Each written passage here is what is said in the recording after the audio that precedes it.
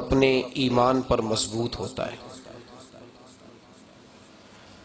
جو لوگ اللہ تبارک و تعالیٰ سے ڈرتے ہیں ان کی زندگی کے شب و روز بدل جاتے ہیں۔ ان کو اس بات کا خیال ہی نہیں رہتا کہ لوگ میرے بارے میں کیا کہہ رہے ہیں۔ ان کی ایک ہی خواہش ہوتی ہے کہ میں نے یہ دیکھنا ہے کہ میرا رب کس بات میں راضی ہے۔ اب ڈھونڈنے سے، تلاش کرنے سے بھی ایسے لوگ بڑے کم ملتے ہیں۔ اب تو لوگ عوامی پذیرائی، لوگوں کے اندر مقبول ہونا، برادری میں، علاقے میں، شہر میں بلند ہونا کامیابی کی علامت سمجھنے لگے۔ اس کا نقصان یہ ہے کہ معاشرے میں دو چیزیں روز بروز بڑھتی چلی جا رہی ہیں۔ ایک ہے بے حیائی، فحاشی، عریانی۔ روز ایک نیا دروازہ کھلتا ہے اس کا، روز نیا دروازہ کھلتا ہے۔ اب تو ایک نیا لیبل لگ گیا ہے کہ سارا سال گانا باجا کرو، معاذ اللہ، جو تمہارے من کی مرضی ہو وہ کرو، اور جب رمضان آئے تو کچھ چند پرچوں پہ حدیثیں لکھ کے ٹی وی پہ بیٹھ جاؤ اور لوگوں کو بتاؤ کہ اسلام شاید وہ والا مذہب ہے جو کہتا ہے سارا سال مرضی کرے، رمضان آئے تو حدیث پڑھنی شروع کر دے، اور یکم رمضان سے 29 تک دوپٹہ سر پہ رکھو، اور جب عید والا دن آئے تو اتار دو۔ ہمارا یہ دعویٰ نہیں ہے کہ دین کا کوئی ٹھیکیدار ہے، ہم کہتے ہیں ضرور دین سکھائے، ہر آدمی کو اپنا حصہ ملانا چاہیے۔ تنے تنہا کوئی آدمی، کوئی جماعت دین کا کام نہیں کر سکتی، لیکن دینداری صرف رمضان میں نہیں ہوتی، دینداری سارا سال ہوتی ہے۔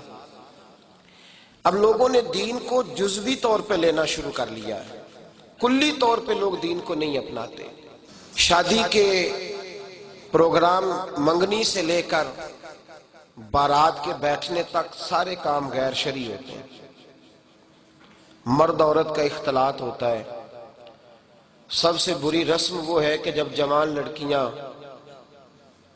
ہاتھوں میں پھول لے کے دولہے اور اس کے دوستوں پر پھول پھینکتی ہیں، باقی ہر آدمی ڈرائنگ روم میں بیٹھتا ہے، ویڈیو والوں کو اجازت ہوتی ہے کہ وہ گھر کے ہر کونے تک پہنچ سکتا ہے۔ سارے کام غیر شرعی ہوتے ہیں اور جزوی طور پر دین پہ عمل ہوتا ہے۔ نکاح کا وقت آتا ہے تو کہتا ہے چپ کر جاؤ تھوڑی دیر کے لیے، بینڈ باجا بند کرو، ہم مسلمان ہو گئے۔ مولوی صاحب نکاح کے لیے تشریف لاتے ہیں، بیچارے چھپے بیٹھے ہوتے ہیں کسی کونے میں، چند کلمے پڑھا کے جب دعا کر کے چہرے پہ ہاتھ پورا نہیں پھیرتے تو پھر وہی تماشا شروع ہو جاتا ہے۔ جزوی طور پر لوگ دین پہ عمل کرتے ہیں۔ میرا رب فرماتا ہے یا ایھا الذین آمنوا اتقوا اللہ حق تقاتہ، اے ایمان والو رب سے ڈرو، اتنا ڈرو کہ جتنا ڈرنے کا حق ہے۔ وَلَا تَمُوتُنَّ إِلَّا وَأَنْتُمْ مُسْلِمُونَ، اور فرمایا یہ نہ ہو کہ تم مسجد میں مسلمان ہو اور بازار میں نہ ہو، اور ایسا نہیں ہونا چاہیے کہ جب تو تم زندہ ہو تو مسلمان ہو اور صبح مسلمان ہو تو معاذ اللہ شام کو کافر ہو، ایسا نہ ہو۔ فرمایا تم نے کلمہ پڑھا ہے تو میرے محبوب کے غلاموں اب مرتے دم تک مسلمان ہی رہنا، اب مرتے دم تک مسلمان رہنا، دیکھنا دامن دین تمہارے ہاتھ سے چھوٹ نہ جائے۔ دو باتیں عام ہو گئی ہیں امت مسلمہ، عام، ایک فحاشی عریانی عام ہے اور روز بروز اس کا نیا رنگ ہے۔ اب تو میں نے کہا مذہب کا ساتھ لوگوں نے تھوڑا سا ذائقہ لگا لیا ہے، کہتے نہیں رمضان میں نمازیں پڑھ لیں گے، خیر ہے، بچ جائیں گے، چھٹی ہو جائے گی۔ وہ میں ہی کیوں نہ ہوں، میں ہی کیوں نہ ہوں، عورت کے سامنے کھلے منہ بیٹھنے کی کسی کو بھی اجازت نہیں، کسی کو بھی اجازت نہیں۔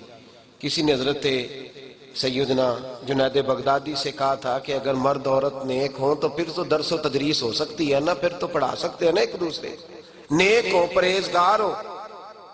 تو دین چونکہ میرے رسول پاک کا ہے صلی اللہ علیہ، یہ کسی ایک شخص کے اٹھ کے نئی بات کرنے سے اور اس کو نیا جدید کوئی ٹانکا لگانے سے بدل تھوڑی جائے گا۔ حضرت جنید بغدادی سے کہہ دیا کہ حضرت جی اگر دو بندے نیک ہوں تو پھر بات چیت ہو سکتی ہے۔ تو حضرت جنید بغدادی فرمانے لگے پڑھانے والے حسن بصری ہوں اور پڑھانے والی رابعہ بصری ہو تو پھر بھی ان کو اجازت نہیں ہے، پھر بھی اجازت نہیں کہ بے پردہ ایک دوسرے کے سامنے بیٹھیں، پھر بھی ان کو اجازت، بے پردگی کی پھر بھی اجازت نہیں۔ اور میرے اعلیٰ حضرت امام اہل سنت فاضل و محدث بریلوی، دین کا اتنا بڑا سپاہی آپ کو ڈھونڈنے سے نہیں ملے گا جتنا اللہ نے بریلی میں بڑا پیدا فرمایا ہے۔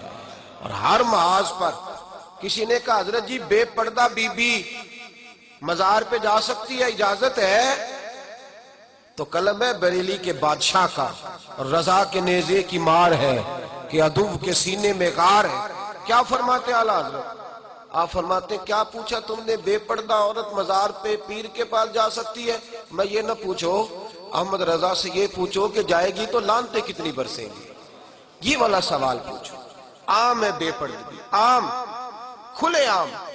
اور میرے بھائی لوگ کہتے ہیں جدید ہونا چاہیے، یاد رکھو اسلام فقط گناہ سے منع نہیں کرتا، اسلام وہ دروازہ ہی بند کرتا ہے جس رستے سے گناہ ہو سکتا ہے، وہ دروازہ ہی بند ہے۔ کہا مرد اور عورت کو ایک دوسرے کا چہرہ دیکھنے کی اجازت ہی نہیں۔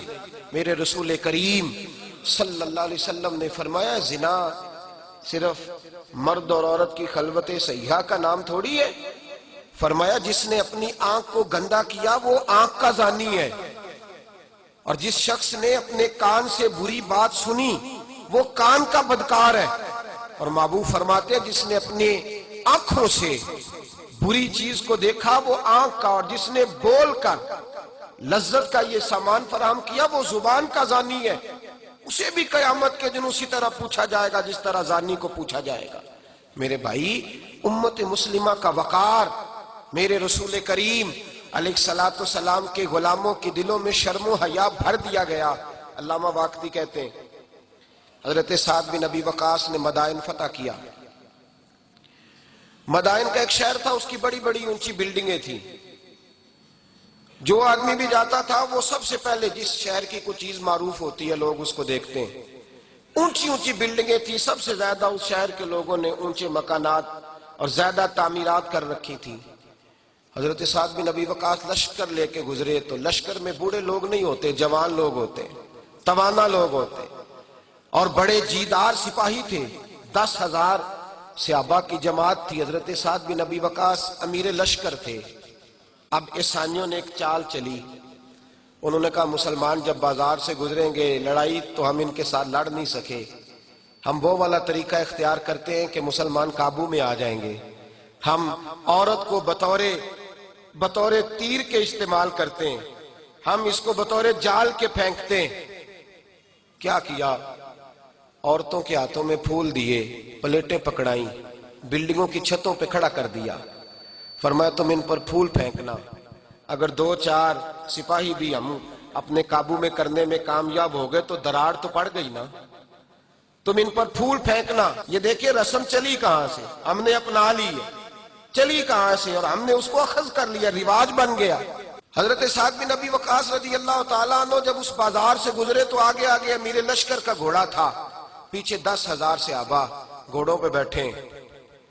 حضرت سعد بن ابی وقاص سے نظر اٹھا کے دیکھا تو عورتیں تو کھڑی ہیں، پھول لیے، کفر کی چال کو سمجھ گئے کہ یہ بے حیائی کا جال پھینک کے ملت کے جوانوں کے دلوں سے غیرت ایمانی چھیننا چاہتے ہیں، یہ مسلمانوں کے دلوں سے تقوی کی روشنی چھیننا چاہتے ہیں، یہ قرآن پاک کا سرور اور عبادت کا نور چھیننا چاہتے ہیں، یہ بے حیائی کا کلک لگا کے ان کے دلوں سے رسول اللہ کا درود چھیننا چاہتے ہیں، یہ محبت رسول کے سوتے خشک کرنا چاہتے ہیں۔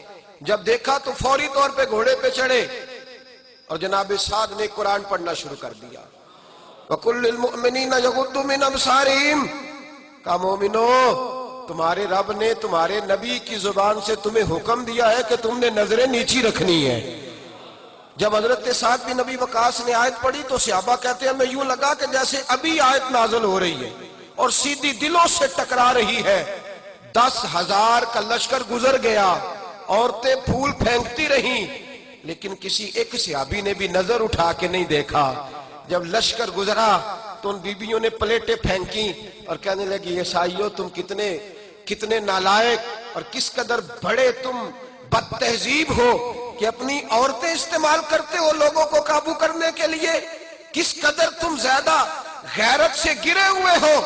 اور یہ کتنا اعلیٰ طبقہ ہے کہ ہم دادے توجہ دیتی رہی, انہوں نے پلٹ کے نہیں دیکھا. کہنے لگے تم جھوٹے ہو, اور جس رسول کے غلام اتنے اعلیٰ درجے کے پائے کے حیا والے ہیں وہ نبی کتنی شان والا ہوگا. بیبیوں نے کلمہ پڑھنا شروع کر دیا. بھائی یاد رکھیں, یہ جو آج جگہ جگہ مسلمانوں کے خلاف کفر کی سازش ہے, میری ملت کا جوان روز رات کو 10 میسج ٹائپ کرتا ہے. یہ روز رات کو 20 نمبر اپنے موبائل پہ رکھتا ہے اور فخر کے ساتھ بیان کرتا ہے, اور بڑی تکلیف کے ساتھ بات کہنی پڑتی ہے کہ اس کے ابا جی کو بھی پتا ہے کہ بچے کے موبائل میں نمبر ہیں, اس کے گھر والوں کو بھی پتا ہے, اور لوگ ہیں کہ اس کو ایک شغل سمجھ کے, ایک چھوٹا سا بچے کا شوق سمجھ کے اس کو درگزر کر رہے ہیں. تجھے پتا نہیں کہ جب انسان کی یہ سوچ ہوتی ہے, جب اس کا یہ نظریہ ہوتا ہے تو ایمانی قوتیں کتنی زائل ہوتی ہیں.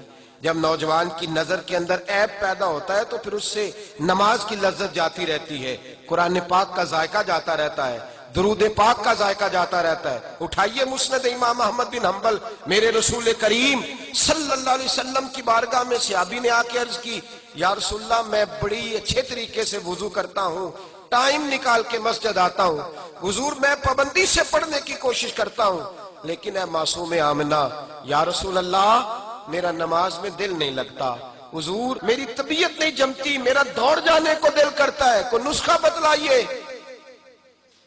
محبوب نے فرمایا تو اپنی نظر کو پاک کر لے, تیرے نبی کا وعدہ ہے تیرا نماز میں دل لگنا شروع ہو جائے گا.